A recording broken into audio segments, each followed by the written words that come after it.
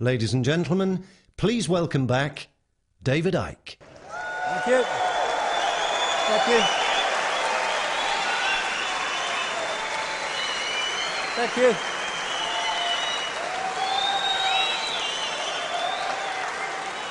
Thank you. Thank you. Thank you.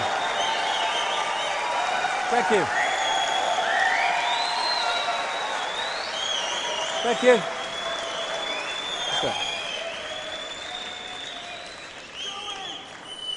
Look at the muck in here. Oh, excuse me. Excuse me about the shirt. The other one smells like a wrestler's jockstrap, you know. After all this time, too much information, Dave. I know. What I want to finish on is looking at what's coming from a point of view of emerging from this crap. In other words, emerging from the mind prison that we've been put into, and therefore creating a reality that we'd rather have compared with the reality that we've been living. And breaking the spell is actually pretty much sums it up, because it is a spell in many ways, if you want to use that symbolism. Our minds have been locked in to a range of perception that gives us the impression that we are limited, that we are poor little Joe Public, I've got no power, and all the rest of it. And that's exactly where people manipulating a mass of people want us to be. And when we're looking at ways out of this, Einstein's quote, which is in many forms, but this is a summary of it, encapsulates what we're looking at. You cannot solve problems with the same level of consciousness that created them. Now, what we have in the world is a series of problems created, and then they'll change a political party or they'll move another dark suit in from somewhere else, but they're of the same level of consciousness as those who created the problem, so the problem just goes on getting compounded because we've not reached that level of going beyond that and looking at it from another direction and seeing a way to change what we want to change. So the door is spinning round in Downing Street in the White House, but no matter what it looks like, the same level of consciousness is coming in and out, and so nothing changes. It cannot. And that consciousness is from the consciousness of division, of seeing everything as apartness and all the rest of it, which is the consciousness that's been in power and has been manipulated among humanity to have and to manifest reality from that perspective, into a oneness that understands that we're all one consciousness, we're all one energy, all one mind, and therefore all these divisions between us through which we're divided and ruled are just illusions. You know, if someone got a baseball bat and started smacking themselves round the head with it, we would call that crazy, madness, insane. But that's what we're doing with the conflict in Palestine, in Iraq, in Second World War. We're one consciousness that's been set at war with itself. And when I say, and again, I talk about one consciousness, I'm not talking about one clone kind of bland, everyone the same consciousness. Absolutely the opposite of that. And one way of seeing how much we've come along the road to understanding this idea of connection and expressing the uniqueness of all possibility is how much we do that and how much we are clone-like Just following the one in front, sticking to the norms, never stepping out of line. Now, we become clone-like, not because of oneness, we're all the same, because that's not what oneness is about, but because we have disconnected from that infinity of all possibility, which we can play with and move around and get different points of observation from, and we're just playing and expressing and getting infinite joy from the infinite possibility that's there, and instead we've allowed ourselves to be suppressed into a fractional area of possibility. You know, so that's when we become clone-like. That's when we all act the same. That's when we become sheep. There's no contradiction between oneness and infinite variety, infinite diversity, which is what oneness is. So we can open our minds to multidimensional levels of awareness. It doesn't mean we're going to psychically bloody see everything. Oh, I've just seen someone over there, look, and all that stuff. But we are accessing that level of awareness, and therefore our point of observation of this reality is coming not from in this world. When you're in this world and of it, then you're buggered, really, because all you've got is this world to tell you what reality is and who you are. When you open your consciousness and move your point of observation, you are in this world physically, at least as a projection, but you are not of it in terms of your point of observation. And they're the people that stand out in society. They're the ones that people who are in this mode say, you're crazy, you're mad. No, he's different, because he's got a different point of observation to you. That's all it is. We're the same, but with different point of observation within infinity. There was a time when even this reality, I would say, we had this sense of oneness, this sense of connection, celebrating uniqueness, and joyous in diversity.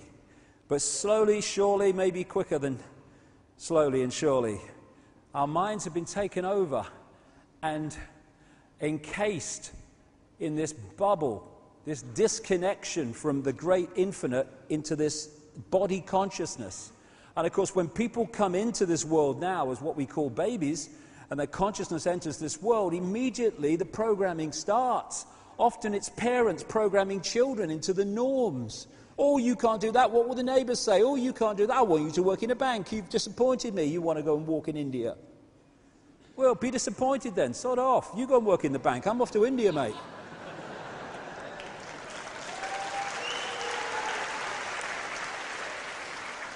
And this kind of symbolises, this picture from earlier in the War Memorial in Sydney, Australia, the way we've been encased and suppressed and therefore lived this false identity, this mask that I was talking about, of false identity. We are now being offered the opportunity, for not least for reasons I'll come to actually break through this. And this is not literally breaking through something. It's a vibrational freedom. Because once we open our minds and open this, because, you know, I would say that the real Trinity ain't Father, Son, and Holy Ghost. It's left brain, right brain, heart, chakra, vortex, the center, the balance point. When these three things are working in unison, we have the balance of all possibility. We have the right brain connection out into the beyond.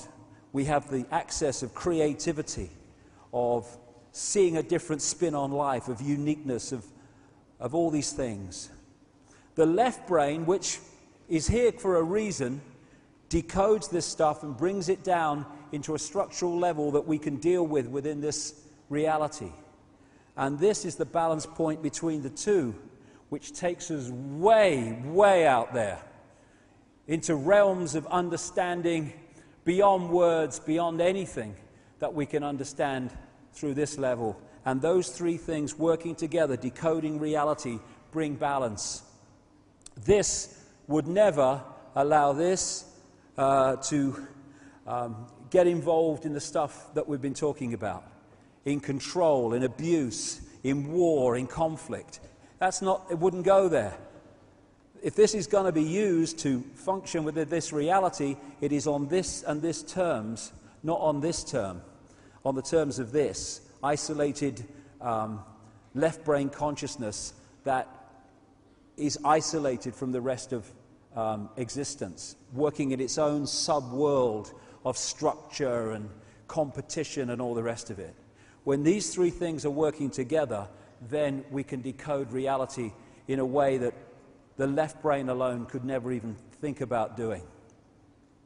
And when we start to do that, when we start to open our minds, and all these phrases we use that absolutely encapsulate what we're talking about, when we open our minds and start to access and decode a much wider range of frequencies, suddenly the reality that we create, the way we see this reality and perceive it of what it is, just expands into a level of understanding that is just beyond anything we could imagine before when we're here, thinking everything's real and solid and apart and divided. And that's when the box goes on. The difference between the two is fantastic in terms of our perception of reality, and we are now in a process where this is taking place, where this box is coming off. More and more people, and the true nature of who we are is starting to be understood and expressed. When I started on this journey talking about some of this stuff, not like as much as I am now, but in the same themes, it was like, get me a wall, I'll give you an impression. No one wanted to know. It was crazy and all the rest of it. But over this last 20 years, I've almost been a barometer of it. I have seen this incredible change where more and more people are expanding their consciousness and going, whoa, I can see it now. Why couldn't I see it before? Because you weren't decoding reality in a way that you could see it. You were stuck in the box, stuck in the vibrational box where we all start out. And talking of boxes, these entities, this force that seeks to control us, is not an all-knowing, all-powerful, all-wise force. It is able to control us only by putting us in a smaller box than it is in. That's only the way it can do it. Anyone who wants control over people, anyone who is so insecure that they need control over people, because there's nothing more that absolutely shows blatant insecurity, extreme insecurity, than wanting to control other people and wanting to know the outcome of everything before the game starts. That's insecurity. Secure people, they kind of, okay, how it turns out, that's fine. But I'm just going to enjoy the moment and live the moment. No. Insecure people, no, how's it going to turn out? All the rest of it. And so these people are desperately insecure, and there's a good reason for that. The reptilian genetics, the reptilian brain, is very much about survival. Survival, fear of not surviving. And because of the nature of what we're talking about, these entities have a massive fear of not surviving. Everything is not about survival. This is why they want to know the outcome of the game before the game starts. Because, survival. And there can be no kind of states of flux. I can't deal with states of flux when I don't know the outcome. We've got to control the outcome. Everything is control, left brain structure. And so they've had to control us, who have the potential to be infinite possibility, having an experience in this reality, which is what we are. We have to be put in a smaller box than them. And so what they're working on is intellectual knowledge, if you like, of how reality works, and therefore how they can manipulate it, and suppressing the knowledge among humans of how reality works, so they are in a position of power. If I know things of great significance and other people don't, I'm in a position of power over them. That's why we've had the suppression of knowledge and the passing it over through the secret society network to the chosen few. Knowledge is power. That's what it's about. But it's intellectual knowledge. It's cleverness, not wisdom, that they work with. They're very clever. The way they've structured society to get the outcome they want is very clever, but it isn't wise. And cleverness without wisdom is the most destructive force on earth. It's very clever to create an atomic bomb. It's not very wise to do so. They are not the same thing. And so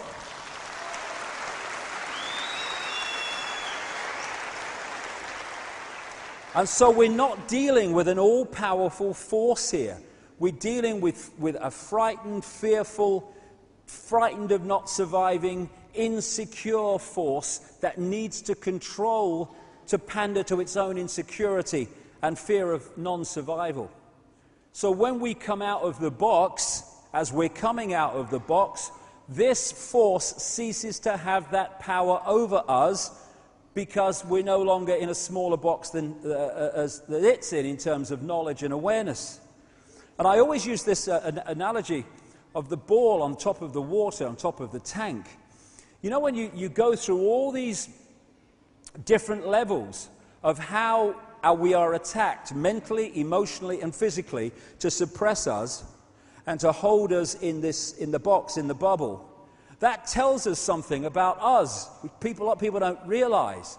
Oh, it's negative. No, it's not negative. It's extremely positive, if you want to use those terms, because it's telling us who we really are. The level of suppression on multi-levels, in multi-ways, that they've had to go to and continue to go to hold us in servitude, shows the potential of genius and magnificence that we really are. And that's our natural state, is multidimensional connection. We are in an unnatural state. We've been manipulated into it, one of disconnection, of awareness of that.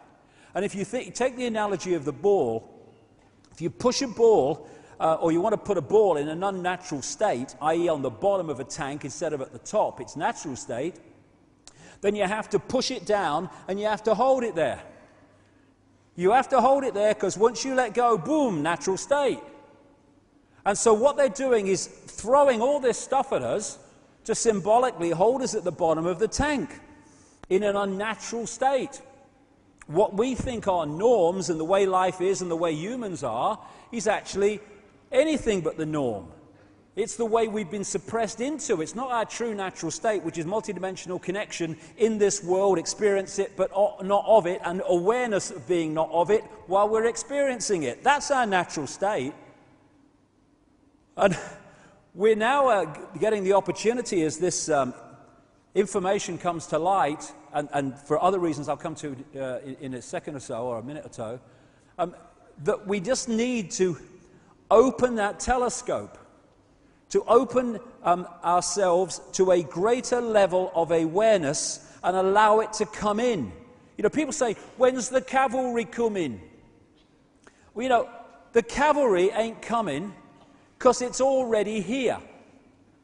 It's in the space that we are occupying, in the space that we are experiencing now, are all those levels of consciousness which, when connected with, will bring us to a state of awareness and potential for creativity that we would think was beyond belief at the moment. It's there. And it's not the cavalry has to come to us, it's we need to go to the cavalry, because what it is, it's always there. We just need to open our minds so we can connect with its level of vibration. The idea of this crowd is to lower our vibration at the body consciousness level so that there is a disconnection vibrationally with higher states of consciousness. Because when you look at fear and its sub-parts like stress and guilt and all the rest of it, all this stuff they leave behind when they go into a near-body state or a right brain state, left brain shut down like Jill Bolte Taylor. When you rid yourself of those emotions, you start to realize, as these people have, the nature of who we are. But what we're looking at the moment, this time, is the opportunity to expand our consciousness so that we vibrationally connect with the cavalry. The level of consciousness, the level of awareness, the point of observation that is just there waiting for us to connect with it.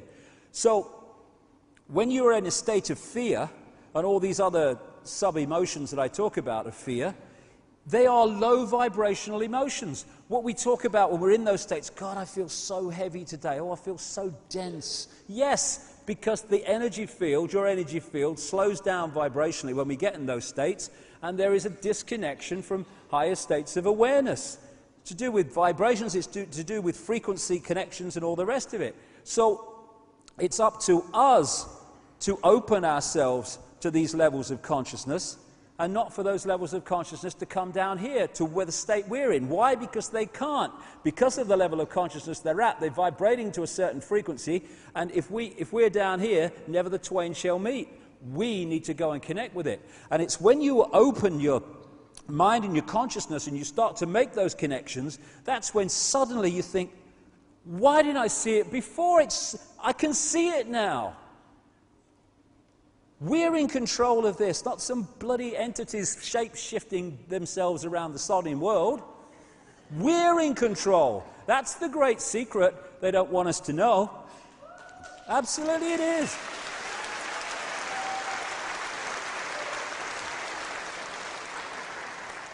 So this is the level at which the change will take place. And when that takes place, our awareness changes, our level of consciousness changes. This changes because this is a projection of our level of consciousness. The projection, if we start looking out there, then we're in trouble. It's in here. It's when we do that we start getting out of the box. It's a vibrational escape and a vibrational getaway car caused by us changing and opening to a higher level of consciousness. Now, this is doing the rounds quite a lot at the moment. The law of attraction, they call it. I've been talking about this for years in terms of what you put out is what you pull back. But I think there are a lot more elements to it than some people seem to think. When you are in a certain vibrational state because of your emotional, mental state, all the rest of it, you're putting out a vibration that reflects that. It's like I call it magnetic attraction, basically. Vibrational magnetism, I call it. And that is going to lock into vibrational fields of like frequency, and it's going to draw them towards you like a magnet.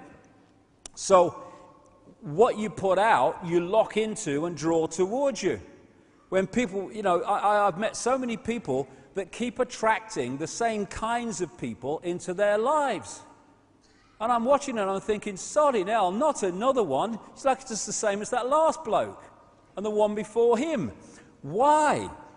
Because what's going out ain't changing, so what's coming in isn't changing. Because what we draw into us as relationships and jobs and experiences and all that stuff is a reflection, a holographic reflection of us. We all live in our own little universes, really. There are points where we share the same basic reality, but we live in our own universes because what we're putting out is what we're drawing towards us. The question is, how do we change what we're putting out? Fear. We attract to us what we most fear. When I was a kid, I was terrified of dogs when I was a kid. And whenever I went out, the dogs always came for me. I mean, honestly, you got a complex. I had a council estate in Leicester, and it's full of houses now, this place, but there was a green in the centre of it. And as I walked across, I used to get the bus. It was only one stop. I used to get the bus in the end to avoid going across this green, because I went across this green, the dogs came out for me. Row, row, row. My mates left them alone. And we go, hey, bloody hell, why am I so unlucky? Why me? I'm frightened of dogs and they come for me. You're not frightened, they're near you. Why? Vibrational attraction. Same with the things we like. We can attract them. Relationships. Relationships are a vibrational attraction. We draw them in. When we sync with people, we sync with them energetically, you have a relationship. Then, for whatever reason, someone might change, and their energetic field changes, their magnetism changes, or whatever, their vibrational field changes, and suddenly it's not syncing with that person anymore. in the holographic play-out world, we say that relationship has broken down, and they've parted. Well, they've parted vibrationally.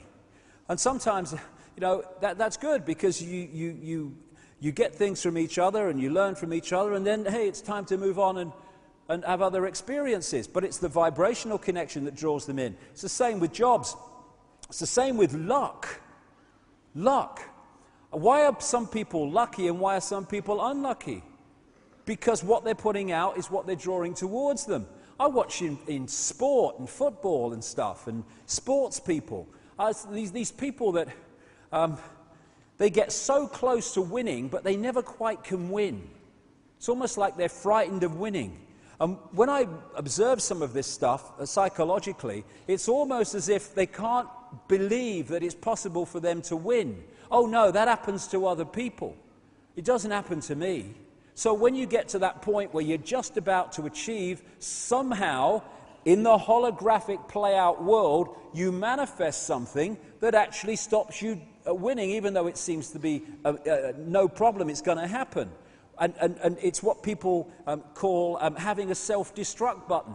Just when you're about to achieve something, where's the button? Boom! Oh, something's happened, and it doesn't achieve what is obviously going to happen. It's because of the energy we're putting out, which is a reflection of our mental and emotional state. And one real big energetic magnetic attraction of reality is intent, I've found. Intent. And intent, this is what I'm going to achieve. This is what I'm going to do. This is what I want to do. This is what I will do. When that intent goes out, it goes out as a vibrational field. And it draws back towards us all that we need to achieve that intent every time. The thing is, at this point, it breaks down with so many people because what they need to experience to achieve the intent they say they want is not something they'd like to experience. So I'll bugger that for a game of soldiers. I'm not having that. I don't want it that badly. And when we start to transform, things start to change in our energy field.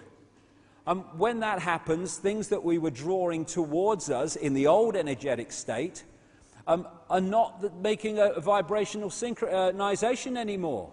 And so in the holographic play-out world, relationships break down, or you lose your job, or you move home, or something happens. Your life changes in the play-out world of the projected holographic reality because what's projecting it has changed. And so when we put out an intent, this is what I want to do, I want to expand my mind, I want to open my mind, I want to connect the true magnitude of who I am, there are things that come towards you that you don't often like very much, but it's necessary to break down those structures within us so that that intent can be fulfilled. There's this DVD that's been going around for a little while now called The Secret, which is based on the law of attraction. And, you know, I think the principle, there's a lot to be said for it, but I do think it can be very simplistic sometimes, this stuff about law of attraction. The idea that if you keep visualizing a Ferrari, that somehow you're going to have a Ferrari, and, you know, and you put Ferraris all around your house. You know, I'm visualizing I'm going to get a Ferrari. Well, the thing is, maybe you will get a Ferrari. Good luck to you. Don't see myself anything in them, but that's just me. But if your journey, what you've come to experience and what you've come to do, does not sync with having a Ferrari, then you can wallpaper your bloody house with Ferraris. It ain't going to happen. It ain't as simple as visualize a Ferrari, law of attraction, brum, brum, brum, here I go. It's the totality of the energy field that we create that draws in our attracted reality. One part of that is the range of energies or vibrations and frequencies that we are accessing. The more expanded that is, the larger our state of awareness, the more our energy field in embodiment is affected by that, that affects what goes out, it affects what comes in. What our energy field contains from all these different influences together makes the magnetic connection which we draw into us. The astrological influences our own energy field also affect the overall mix of the vibrational field that we are projecting. Because, as I said earlier, when you're born at a certain time, the energy nature of you and where you're born is affected by where the planets are, so you're going to have a slightly different, or sometimes significantly different, energy field influenced by the planetary and star influences than someone born at a different time. And then there's also the journey. We come in with a certain amount of coding that takes us through a journey, and sometimes maybe a challenge that we will then follow without realizing we're following it. And so when I look at my life, there are many times when I've said that, why me? What have I done? I remember in the early 90s, I'm thinking, I only want to kind of be spiritual like, and I get all this shite thrown at me. You know, and it's like, why me? Oh my God, what have I done? I'm only trying to do some bloody help. Come on, what's going on? And then I look back and I see those nightmare experiences as my greatest gift. My greatest gift. We are often offered our greatest gifts magnificently disguised as our worst nightmares. Because we are what we are at this point, not despite what has happened to us, nice, not so nice, and all in between, but because of what has happened to us. That's what's brought us to this state.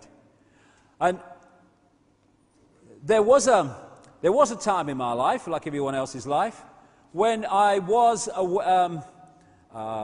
shall we say, aware of how people saw me. You know, as you do when you're a teenager, and then you grow up, you're even older, you're always thinking, you know, how people see me, and you're on the telly, and, you know, I hope people like me, and all that stuff. And you are, in other words, you are looking for external approval, because that helps your insecurity. When I went through the extraordinary levels of ridicule that I went through in this country, in the 1990s particularly, it was a nightmare. I couldn't go down any place in Britain without being laughed at, ridiculed, all that stuff. And yet, what it did was clear me completely, or as much as I'm aware of that need for approval, of that, here we go, fear of what other people think of me. That's what it did.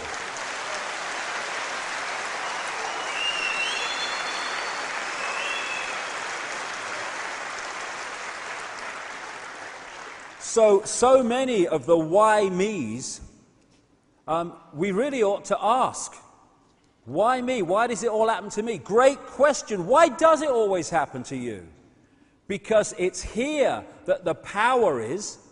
When we realize this is where the projection's coming from, then if we change this, the projection, the holographic physical experience, must change in line with the change in the projection.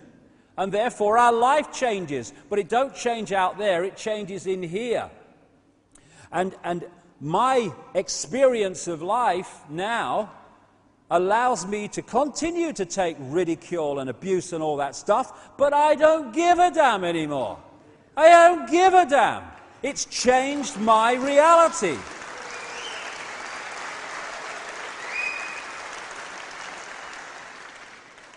There's a lot to be spoken for about worst nightmares, because so often they are our greatest gifts. Not always, but so often. And moving to another level of consciousness is moving our point of observation from within this holographic reality, this physical reality, this suppressed reality, into that level of reality that people experience in out-of-body experiences. From that perspective, this world looks totally different. If we can move our point of observation of this reality while we're still in it, then everything changes. Because the level of consciousness changes, and therefore the problems we wish to change and the things we don't like in this reality can change, because the level of consciousness is higher than those that created the problems. So it's moving our point of observation to another level, and then everything changes here. It can't otherwise. And it's interesting, when you look at these things, the astrological influences, the level or range of frequencies that we are accessing, which we call awareness, the energy fields that we have, the auric field, which then attracts to it what it's putting out, the life journey, the why me stuff, all of them have one thing in common. They all come from within. Not out there. There is no out there. It all come from within. What the manipulators want us to do, and constantly encourage us to do, is to look out there. As Gandhi said, you must be the change you want to see in the world. You must be, because you are the world, your world, and together the world. And therefore, when we change, the world changes. If we don't change, the world can't change, because the world is us and we are the world. What the manipulators want us to do is look out there. And one level is looking for someone to blame all the time when things go wrong in our lives. And I understand that. It seems like that sometimes. You're to blame, you're responsible, and what's that doing? It's saying, you have my power, you have my power, you have my power, because I haven't got control over my life, you have, because you're to blame, therefore you must have power over me. Giving power away, we do it all the time. When we go, hold on a second, how have I created this situation, how can I uncreate it? Now, where's the power gone? Thank you, I'll have it back. You're not to blame, I'm not even to blame. I'm just using my knowledge now to change the reality I don't like, because I have the power, because I'm creating it. Therefore, you don't have power over my life, I have power over my life. Thank you very much. Completely different point of observation. Now I'll change my life, because you're not in control of it, I am. Luck. Luck. Luck, oh, I'm so unlucky. Why? Put it out, bring it back. You know, I've observed so many people, bloody hell, I've observed me bloody self through my life. When you see the same recurring thing, oh, I'm so unlucky, oh yeah. Why? Why? Power back, I'm in control. So, when we look out there, and this is what we're encouraged to do, it's like looking at a movie screen, because you don't like the movie, i.e. your experienced reality, and starting to shout at the computer screen or at the movie screen. Oh, yeah, don't like this movie. Change it, change it.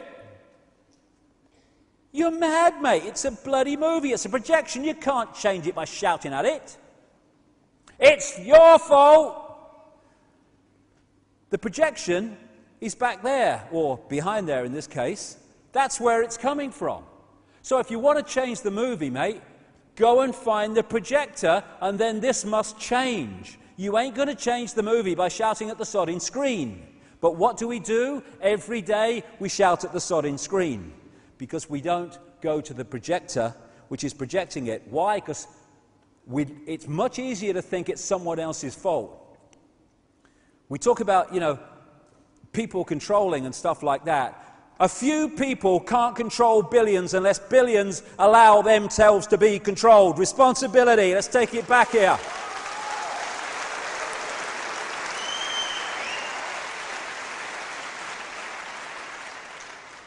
We're holograms, projections. The whole world's a projection. It's us that is projecting it. It's a situation I call combing the mirror. If you want to comb your hair, you don't comb the mirror.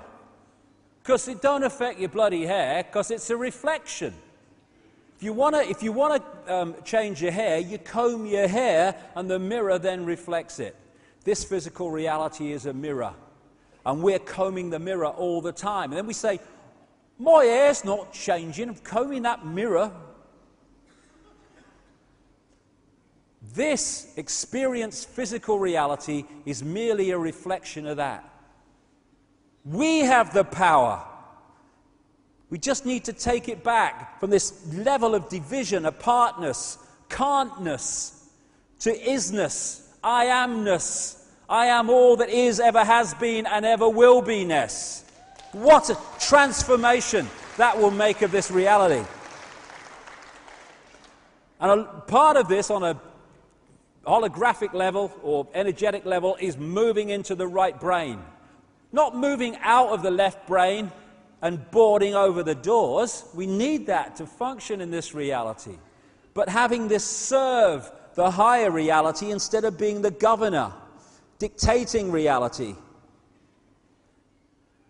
And to do that, we need to start being at peace with this terrible crime of being different.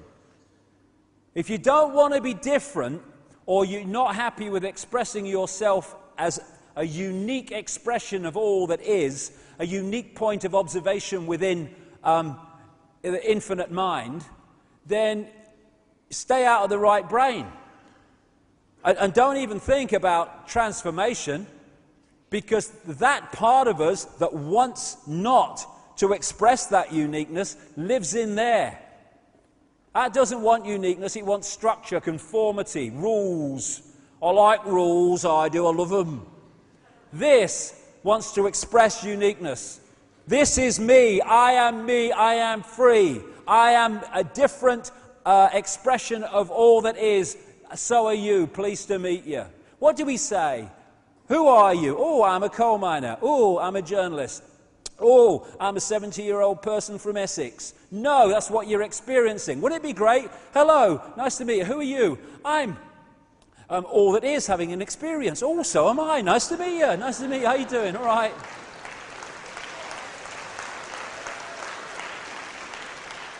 That's what we are. So it's starting to let go this fear of being different, this fear of being different to the norm. Oh, what will my mother say? Or what will the mates at work say? Or what if I do? Well, I tell you what, this is my view, just my view, okay? If they, mother, father, family, people at work, blokes down the pub, can't respect your right to express the full magnitude of who you are, Sodom, mate. What's Sodom?